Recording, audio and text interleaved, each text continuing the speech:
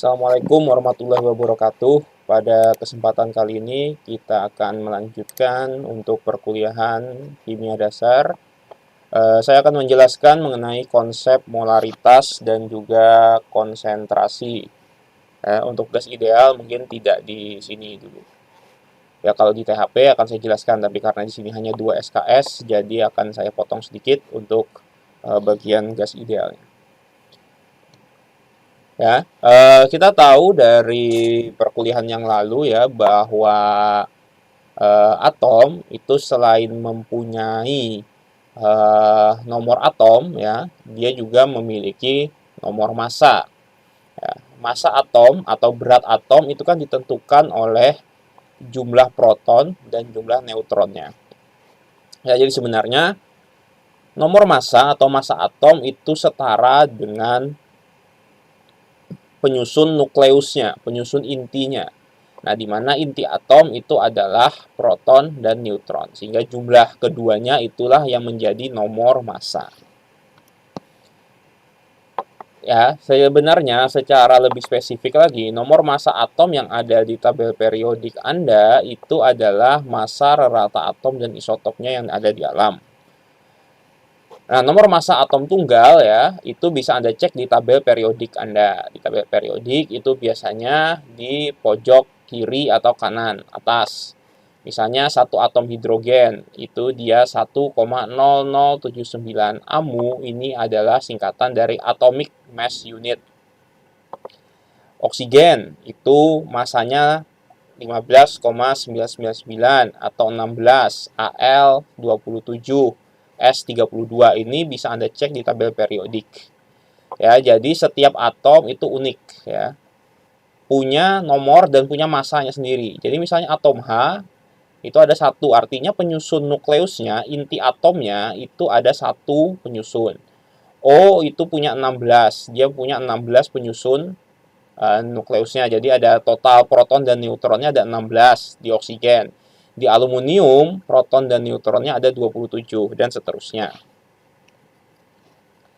Nah, sementara untuk senyawa, ya, senyawa kan merupakan gabungan dari dua atau lebih unsur atau atom.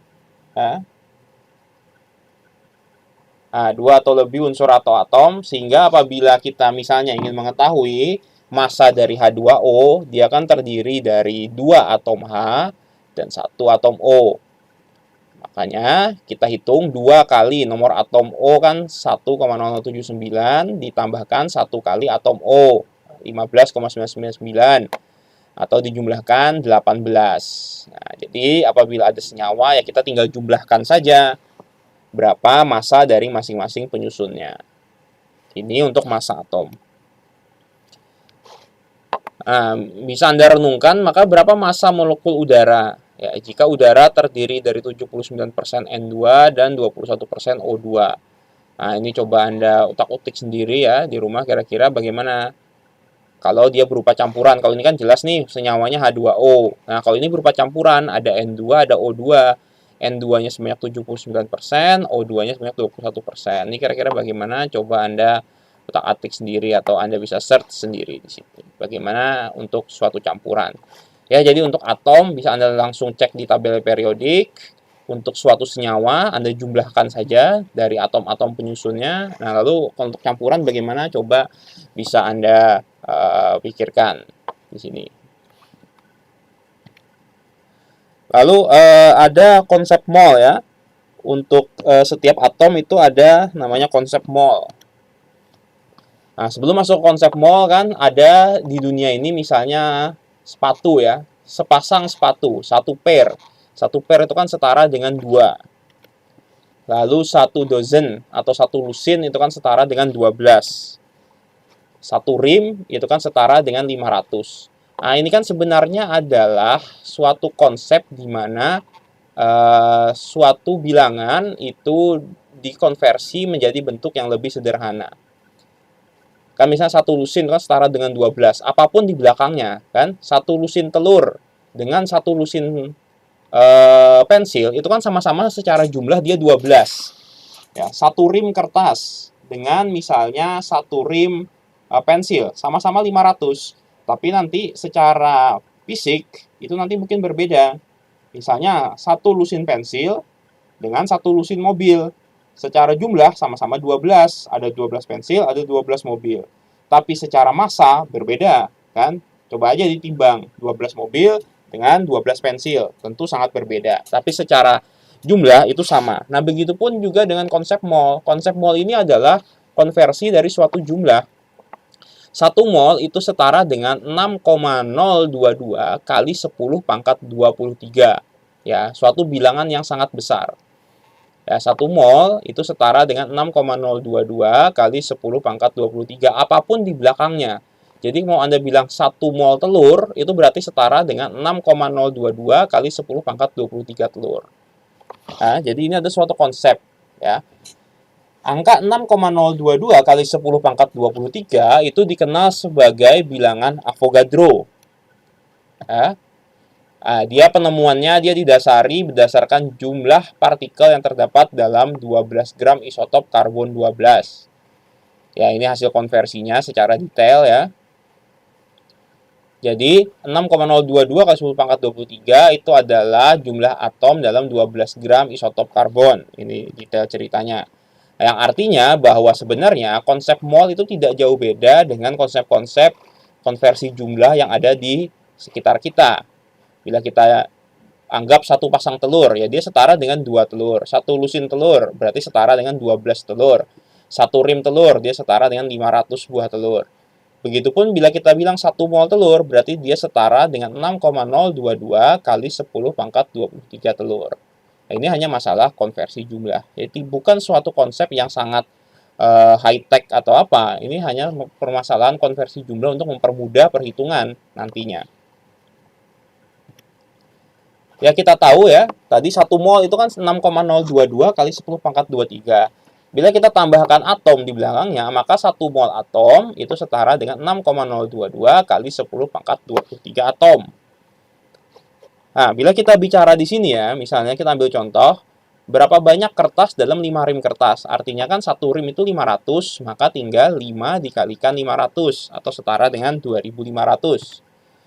Berapa banyak telur dalam 12 lusin telur? Kita tahu bahwa 1 lusin itu adalah 12, maka 12 lusin adalah 12 dikali 12, atau 144 telur. Nah, lalu bagaimana bila ada atom tembaga 42,67 mol? Ya sama saja, kita tahu 1 mol itu 6,022 kali 10 pangkat 23. Ya sudah 42,67 kita kali 6,022 kali 10 pangkat 23. Maka dapatlah kita berapa molnya. Jadi kurang lebih seperti itu prinsipnya. Nah, maka kita kembangkan konsep ini secara lebih luas ya. Kita tahu tadi bahwa sebenarnya ya, massa dari atom itu distandarisasi ya. Jadi misalnya ada hidrogen, magnesium, dan natrium ya. Untuk sejumlah atom yang sama 6,022 kali 10 pangkat 23 itu berapa beratnya ya.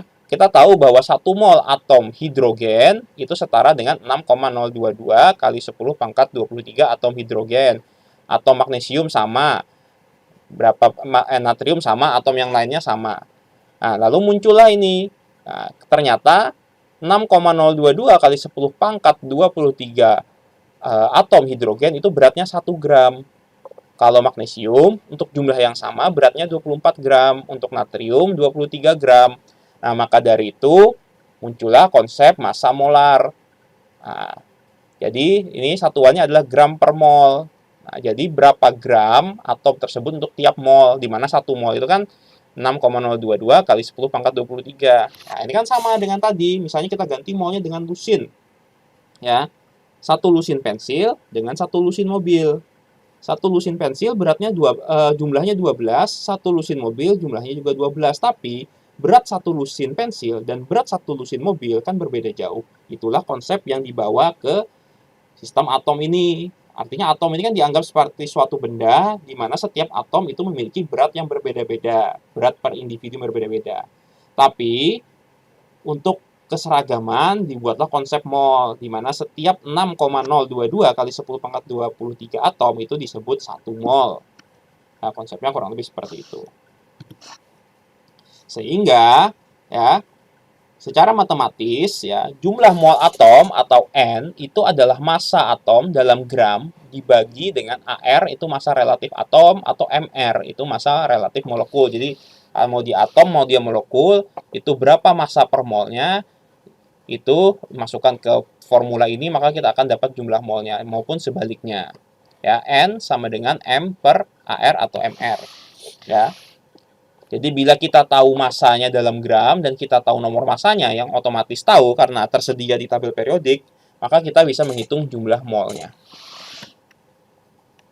Ya, rumus ini adalah rumus utama dalam pembelajaran kimia dasar di sini. Ya, rumus ini harus Anda pahami betul-betul ya, bahwa setiap mol itu dapat dikalkulasi dengan menghitung massa dibagi dengan massa relatifnya.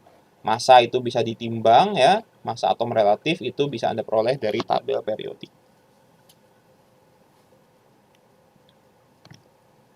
Nah, kita ambil contoh di sini ya. Ada suatu sampel TNT bahan peledak trinitrotoluen ya, C7H5N3O6 rumus kimianya. Dia punya massa 650,5 gram. Beratnya seperti ini. Lalu itu setara dengan berapa mol dan jumlah molekulnya ada berapa? Ya, jadi dalam 650 gram TNT itu dia setara dengan berapa mol dan di dalam 650,5 gram TNT ini ada berapa molekul. Ya, kita breakdown dulu ya. Jadi kan TNT C7H5N3O6 ini terdiri dari 7 mol C, 5 mol H, 3 mol N, dan 6 mol O. Ya. 7536 ini dikalikan dengan massa atom relatif masing-masing. Ini bisa dicek di tabel periodik. C itu 12, H itu 1, N 14, O itu 16. Masing-masing dikalikan, lalu dijumlahkan. Dan kita dapat massa molar dari TNT itu adalah 227,133 gram per mol. Sehingga ya kita sudah dapat MR-nya, massa molar itu MR, kan kita ingin menghitung mol dari rumus tadi, N sama dengan M per MR, massanya 650,5, dibagi MR-nya, kan, 227. Ini M, 650 ini M, MR-nya 227. Sehingga kita peroleh 650 gram TNT itu setara dengan 2,864 mol. Nah, ini pertanyaan pertama terjawab. Untuk selanjutnya, dari 2,864 mol ini setara dengan berapa molekul kan? 2,864 dikali saja 1 molekul apa 1 mol itu kan setara dengan 6,022 kali 10 pangkat 23. Ingat, 1 mol itu 6,022 kali 10 pangkat 23. Nah, molekul TNT tinggal kita kalikan, maka di dalam 650,5 gram TNT ini setara dengan 1,725 kali 10 pangkat 24 molekul. Ya. Jadi basisnya adalah mol itu sama dengan massa dibagi dengan massa molar atau AR atau MR-nya. Nah, contoh lain kita lihat di sini ya, bahwa misalkan lagi kita balik sekarang ya. Kalau sebelumnya kita tahu rumus kimianya, sekarang kita tahu penyusunnya. Ada suatu bahan peledak, dia punya kandungan massa ya.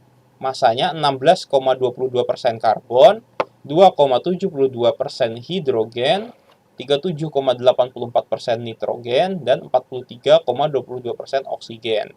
Lalu kita harus tentukan rumus empiris senyawa dari bahan peledak tersebut, ya. Lalu bagaimana rumus empirisnya dari senyawa tersebut ya? Ini massa atom relatifnya sudah diberitahu, karbon 12, H1, N14, O16. Ya. Langkah pertama, kita harus asumsikan dulu, kita ambil asumsi ya, bahwa misalkan kita meninjau bahan peledaknya 100 gram, ya. Nah, 100 gram itu kan 16,22%-nya terdiri dari karbon. Berarti 16,22% dikalikan 100 gram adalah 16,22 gram. Dan seterusnya. Hidrogen 2,72 gram, ini 2,72 gram, dan seterusnya. Kita dapat massanya masing-masing. Ya, kita mengambil asumsi begini. Lalu kemudian, massa, kan kita ingin mencari molnya berapa, kan? Dari sebelumnya kan kita ada massa, lalu kita ingin cari molnya. Jadi kan untuk karbon 16,22 gram karbon itu kita bagi saja AR-nya kan 12. Kita dapat 1,35 mol. 2,72 gram H dibagi 1, 2,7 dan seterusnya. Ya. Untuk C, H, N, dan O. Ingat rumus pertama tadi, N sama dengan M per MR. Kan kita ingin mencari molnya. Mol kita adalah massa dibagi dengan AR atau MR-nya tadi. Nah, sehingga kan kita dapat C-nya 1,35, H-nya 2,7, N-nya 2,7, O-nya 2,7. Sehingga rumus kimia dari bahan peledak tersebut itu adalah C 1,35, H 2,7, N 2,7, O 2,7. Atau bila kita sederhanakan, semua angka ini kita bagi 1,3, maka bahan peledak tersebut rumusnya adalah CH2N2O2. Ya. Jadi ini bisa kita cek juga. Jadi hanya dengan satu rumus tadi ya, bahwa mol suatu bahan itu adalah massa dibagi dengan massa atom relatifnya, kita bisa mengetahui rumus kimia dan kita juga bisa mengetahui jumlah molekul. Ya, jadi itu rumus yang sangat bisa dipakai pada berbagai kondisi dan situasi. Ya, ini yang harus Anda pelajari di sini. Ya, hanya dengan satu rumus tadi saja. Ya, ingat bahwa massa itu bisa ditimbang, ya, massa bisa ditimbang atau bisa diperkirakan dari persentase tadi contohnya, dan molaritas, dan angka molar massa molar atau massa relatif itu dari tabel periodik ya, nomor massa dari atom. Ya, nomor massa dari atom itu cek di tabel periodik. Nah, ini ada kuis ya, Anda kuis, coba Anda pelajari sendiri, walaupun biasanya sudah ada jawabannya di sini, saya tidak akan menjelaskan, biar Anda bisa pelajari di sini. Ya. Ini perbedaannya adalah persen mol. Kalau sebelumnya persen massa, sekarang adalah persen mol. Ini bisa jadi panduan Anda untuk mempelajari. Silahkan Anda pelajari di sini. Tetap dengan menggunakan rumus yang sama.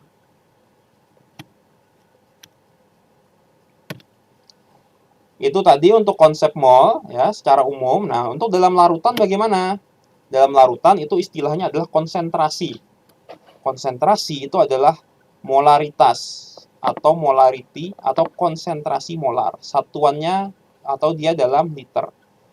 Jadi M besar atau molaritas itu adalah mol zat terlarut, N tadi ya, mol, N sama dengan M per MR tadi, itu dibagi dengan volume larutannya. Nah, jadi kepekatan larutan, biasanya konsentrasi larutan. Ya, jadi misalnya 1 sendok sirup Anda masukkan ke dalam 1 liter air, kan tentu beda. Misalnya dimasukkan 5 sendok, gitu kan sirupnya. Yang satu akan terlihat lebih pekat, yang satu akan terlihat tidak pekat, lebih encer. Nah, kepekatan itulah yang kita sebut sebagai konsentrasi, ya. Jadi kandungan suatu zat terlarut ya, dalam hal ini misalnya contohnya tadi sirup, dibagi volume larutannya. Larutannya berapa tadi kan? Itulah disebut konsentrasi. Lalu ada molalitas. Yang lain, kalau yang molar, yang menggunakan R itu dalam liter, sementara molal yang menggunakan L itu dalam kilogram. Ya. Dia satuannya MO, ya, unitnya MO, dia adalah mol zat terlarut sama, tapi pembaginya adalah massa pelarutnya. Ya, massa pelarutnya ini dalam satuan kilogram. Jadi larutannya itu bisa dalam volume, bisa dalam massa. Ya, dua ini adalah rumus pengembangan dari mol tadi ya. Jadi mol itu dibagi dengan volume atau dibagi dengan massa zat yang ingin dilarutkan. Karena konsentrasi itu ada prinsip pelarutan. Oke, sebagai contoh di sini ya, kita bisa cek ya, kita hitung, coba tolong dihitung di sini nilai molalitas dan molaritas dari H2SO4 ya, asam sulfat dari suatu larutan yang mengandung 24,4 gram H2SO4 dalam 198 gram air. Massa molar H2SO4 itu 98 gram, densitas larutan 1250 gram per liter. Ya, N H2SO4 atau mol H2SO4 kan kita dapat nih masanya 24,4 gram dibagi dengan massa molarnya, MR-nya 98, atau 24,4 gram H2SO4 itu setara dengan 0,249 mol. Pertama kita cek dulu rumus pertama kan, N sama dengan M per MR. Oh, M-nya ada, MR-nya ada, berarti kita bisa menghitung molnya di sini, 0,249. Begitupun dengan molalitasnya. Nah, kita sudah dapat molnya, N-nya. Kan kita sudah dapat masanya juga nih, kan? 198 gram atau 0,198 kg. 0,249 dibagi 0,198 setara dengan 1,26 molal ya, massa. Sementara untuk molaritas kita kan harus menghitung dulu volumenya. Volume itu adalah massa dibagi dengan densitas. Ini densitas larutan 1250 gram per liter. Masanya itu adalah massa air ditambah dengan massa H2SO4. Makanya di sini 24,4 ditambah 198. Kan ketika dia jadi larutan, maka kan masanya adalah massa totalnya H2SO4 dan juga air. 24,4 gram tambah 198 dibagi dengan densitasnya, massa jenisnya 1250 atau setara dengan 0,178 liter. Sehingga molaritas itu menjadi 0,249 dari mol yang ini dibagi dengan volumenya 1,39 molar. Nah, di sini bisa terlihat bedanya ya. Untuk molal dan molar itu sama. Atasnya itu adalah N atau mol yang diperoleh dari massa per massa molar. Tapi bawahnya untuk molal itu adalah massa, berat pelarutnya air, sementara untuk molar itu adalah volume larutan, beda ya. Yang ini adalah massa pelarut. Pelarutnya apa? Air, ya, pelarutnya air saja, tapi ini adalah larutan, di mana larutan itu adalah ada pelarut dan ada juga yang terlarut, makanya dijumlahkan.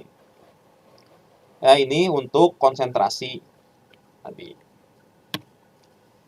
Nah, dalam larutan juga ada istilah yang namanya pengenceran. Misalnya dari larutan pekat seperti ini menjadi larutan yang lebih encer. Pengenceran itu biasanya dilakukan dengan penambahan air, kan. Nah, tapi sebenarnya mol zat terlarut sebelum dan sesudah pengenceran itu tetap. Jadi misalnya Anda masukkan ke dalam air pertama 1 liter, Anda masukkan gula 1 kilo, ya. Lalu kemudian Anda tambahkan airnya menjadi 2 liter. Secara konsentrasi dia turun. Karena Anda tambahkan air tadi, volume larutannya meningkat sehingga konsentrasinya turun. Tapi zat terlarutnya, yang dalam hal ini adalah gula, kan dia tetap. Sebelum pengenceran 1 kilo, setelah pengenceran tetap 1 kilo. Artinya bahwa molaritas zat terlarut N1 dan N2 sesudah itu sama. Nah, di mana molaritas dari rumus-rumus sebelumnya itu adalah mol itu adalah molaritas konsentrasi dikalikan dengan volumenya. Kan M sama dengan N per V, berarti N adalah M dikalikan V. Kan N1 berarti M1 kali V1 atau M2 kali V2. Atau secara molal juga sama. Molal 1 dikalikan massa 1 sama dengan molal 2 dikalikan massa 2.